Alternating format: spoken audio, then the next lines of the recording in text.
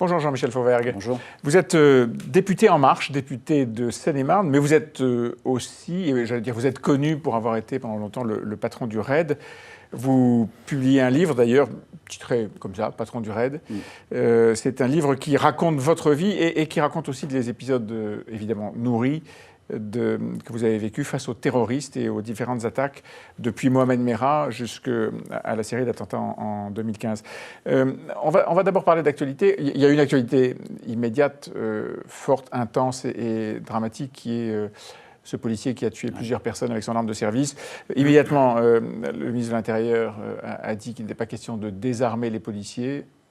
Il faut que les policiers gardent leur arme de service avec eux, chez eux. Oui, moi je suis d'accord avec le ministre de l'Intérieur. Ce drame-là, si malheureux soit-il, il est vraiment terrible. C'est un drame de la vie stressante d'un fonctionnaire de police. Mais avec des problèmes familiaux, on ne peut pas détecter ça quand on est patron d'un service, quand on est commissaire, quand on voit des hommes on arrive à détecter, bien sûr, quand on est proche de ses effectifs, on arrive à détecter un certain nombre de choses, mais on ne détecte pas tout et ça, c'est difficile. Alors, le problème important pour les patrons, c'est surtout les suicides. Oui. Il y en a eu beaucoup ces derniers temps. Une cinquantaine cette année, donc beaucoup, plus que d'habitude. Oui. Ouais. Maintenant, un passage à l'acte de ce type-là, dans le cadre sans doute d'une bouffée délirante, avec utilisation de l'arme, c'est quelque chose de rarissime, heureusement. Mais c'est un drame de la vie qui fait d'autres drames dans notre famille, donc c'est difficile. Alors, pour en revenir à votre question, faut-il continuer à garder l'arme de service pour les policiers? Ils l'ont demandé, ils ont eu raison, à mon avis, ils ont eu raison, et tout à fait, dans le cadre de la menace importante, il y a plus de désavantages que d'avantages à ne pas avoir d'armes de service chez soi. Est-ce que la tension aujourd'hui en France est différente de ce qu'elle était il y a quelques semaines? Je veux dire, on est sorti de l'état d'urgence, on est sous une autre loi, une nouvelle loi contre le terrorisme, et que ça change quelque chose pour les policiers. Alors attention, c'est pas parce qu'on sort d'une loi et qu'on rentre dans une autre loi ou parce qu'on prend de telle ou telle mesure que l'ensemble de la situation, en particulier en termes de menaces, va changer. La menace, on sait qu'elle est pérenne, bien qu'elle ait changé de caractère, de paradigme. C'est une menace de terrorisme endogène qui se produit chez nous, qui se cultive chez nous en France, et qu'il faut continuer à combattre. Maintenant, on se donne les moyens. L'état d'urgence, c'est une position très courageuse et responsable que d'en sortir. Ça a duré depuis 22 mois. À un certain moment, l'état d'urgence est fait pour l'urgence. C'est normalement pour être provisoire, oui, c'est ça. Fait. Mais néanmoins, on s'est donné les moyens aussi, et en particulier, les meilleurs moyens qu'il y avait dans l'état d'urgence ont été transférés dans le droit courant. Donc vous êtes satisfait de cette loi, vous avez voté pour, bien sûr. En ce moment, ou plutôt on sort il y a quelques jours du procès Merah, procès du frère du terroriste, qui a été abattu par vos hommes il y a quelques années à Toulouse. Vous racontez ces épisodes. Vous dites par exemple quelque chose qui, moi, m'a personnellement étonné. Lorsque le frère Merah, Mohamed Merah, sort de chez lui, que vous le traquez et qu'il sort de chez lui, vous ne vous attendez pas à ce qu'il fonce contre vous, à ce qu'il vous assaille et vous le tuez, parce que c'est au fond la seule défense que vous avez. Est-ce que ce n'est pas un peu étrange de voir un service surentraîné être pris au dépourvu par une attitude agressive de quelqu'un qui vous traquait depuis des heures et des heures? Non, le service... moi, j'ai pris le commandement du RAID 14 mois après l'affaire Mohamed Merah, mais j'aurais été dans les mêmes conditions à l'époque, sans aucun mon prédécesseur, sans aucun problème. Le service n'est pas pris au dépourvu. Le service met en place des process d'intervention qui étaient les process d'intervention de l'époque, qui étaient faits pour des individus preneurs d'otages, ou forcenés, mais pas radicalisés. Mohamed Merah, c'est l'an zéro de ce type de terroriste. Pourquoi c'est l'an zéro? Parce qu'il agit en 3 temps. Le premier temps, il va tuer des cibles qui sont... Il assassine plusieurs personnes à plusieurs moments. à plusieurs moments, mais qui sont des cibles qui figent l'opinion publique. Les militaires et dans l'école aux Aratora, la communauté juive, ces petits enfants qu'il a poursuivis, qu'il a achevés au sol en se filmant.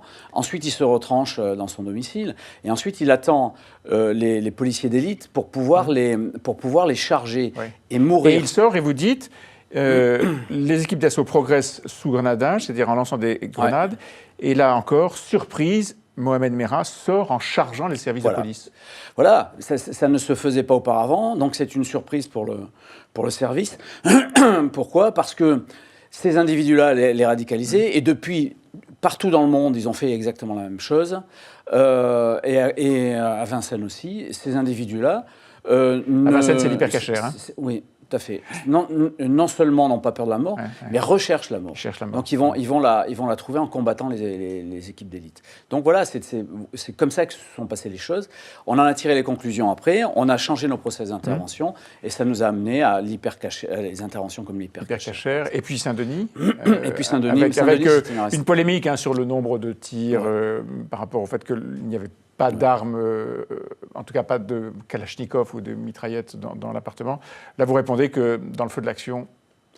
Non, ce que je réponds surtout, c'est que quand on me dit qu'il n'y a pas d'armes, c'est faux. Il y a un pistolet automatique et ça tue aussi sûrement qu'une Kalachnikov. Les ceintures explosives qui ont fait tant de morts auparavant et qui sont un réel danger pour le groupe d'intervention. Il y a eu des grenades aussi, on a oublié de le dire. Il y a eu 4 à 5 grenades qui ont été jetées, qui ont fait 5 blessés parmi nous. Et il y a surtout la personnalité d'un des terroristes qu'on allait chercher, Abaoud. Je rappelle pour mémoire qu'Abaoud, quelques mois auparavant, on le voyait à la télé en Syrie en train de tirer des cadavres. Il est à l'origine, c'est le cerveau des terrasses et du Bataclan. Et il s'apprêtait à faire un attentat majeur sur la terre. C'est éminemment dangereux. Donc Vincennes est une affaire réussie dans la mesure où on a neutralisé un individu qui s'apprêtait à faire encore un massacre. Vous aimez la politique ? Vous êtes député depuis quelques mois, vous aimez la politique ? La question, à mon avis, ce soit comme ça. Est-ce qu'on aime la politique ? On aime faire de la politique au sens étymologique du terme, c'est-à-dire qu'on aime continuer à aider ses citoyens dans un certain nombre de domaines, et en particulier les sécuriser. Bon, vous étiez à Lyon pour l'élection de Christophe Castaner ? Non, j'étais à Pau. Ouais. C'est pas une obligation là Non, ça n'était pas une obligation. J'avais averti d'aller élire son patron au fond. Non, ça n'était pas une obligation dans la mesure où moi depuis longtemps j'avais prévenu, j'étais sur Pau, voilà. Vous étiez ailleurs. Cette polémique sur Christophe Castaner, doit-il garder son portefeuille de ministre, enfin de secrétaire d'État, tout en étant patron du principal parti de la majorité, c'est beaucoup de bruit pour rien ? Je pense que si on fait une polémique là-dessus, c'est que véritablement l'actualité en ce moment est pauvre. Vous trouvez que c'est pas un sujet ? Je trouve qu'il y a un non-sujet là-dessus parce que c'est quelque chose qui va se régler dans quelques temps. On verra la décision qui va être prise. Et moi, je me réfère à cette décision-là. Mais votre avis, c'est quoi ? C'est qu'il peut garder ses portefeuilles ? Mon avis, c'est qu'on peut que la seule limite que l'on peut avoir, c'est la limite du travail que l'on fait, du temps que l'on passe et de l'investissement qu'on a dans son métier. On a une obligation de moyens et sans doute de résultats aussi. Vous avez découvert la politique active donc depuis 6 mois. Qu'est-ce que vous avez préféré ? Qu'est-ce que vous avez détesté ? Commencez par ce que vous voulez. Moi, j'ai rien détesté jusqu'à présent. Pas de déception ? Non, pas de déception. Par contre, j'ai été surpris d'un certain nombre de choses, la manière dont se font les choses. Je pense mais on est en train d'essayer de réformer ça. Je pense que à l'Assemblée, on a une méthode de travail qui est largement obsolète. On fait plusieurs fois la même chose. Qu'est-ce que vous avez préféré ?